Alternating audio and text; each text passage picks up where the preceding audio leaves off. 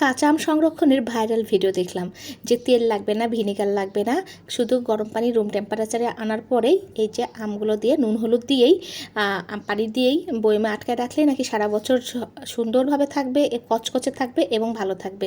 আমি জাস্ট বিশ্বাস করতে পারি নাই কীভাবে থাকে। দেখেন এই যে এটা নরম হয়ে গেছে, এখানটাও তো ভিনেগার দিয়েছি, এখানে কোনো ছত্রাক পড়েনি এবং আমটা নরম হয়ে গেছে।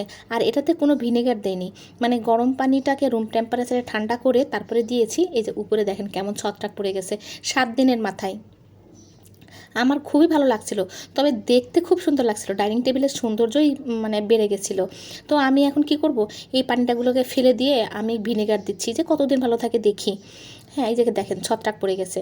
তো আমি এর জন্যই, আর দেখেন এই যে আমি দেখাচ্ছি যে আমটা কিন্তু কড়কড়ে থাকছে না, আমটা একদম নরম হয়ে গেছে। হ্যাঁ, তবে আপনারা যদি কাঁচা আম সংরক্ষণ করতে চান এই পদ্ধতিটা অবশ্যই অ্যাভয়েড করেন। আপনারা অবশ্যই ডিপ ফ্রিজে রেখে কাঁচা আম সংরক্ষণ করেন, শরবতের জন্য হোক আর আম ডাল রান্না করার জন্যই হোক না কেন, আপনারা ডিপ ফ্রিজে রেখে সংরক্ষণ করেন, ভালো থাকবে। আর সরিষার তেল দিলেও সেটা তো আচার হয়ে গেল। আর এই যে আমি পানিতে যেটা ভিনেগার দিয়েছিলাম না, সেটাতে আমি ভিনেগার দিয়ে রাখলাম। ভিনেগার দিলে মাশাল্লাহ ভালো থাকবে আশা করা যায়। তো তবে কড়কড়ে থাকবে না।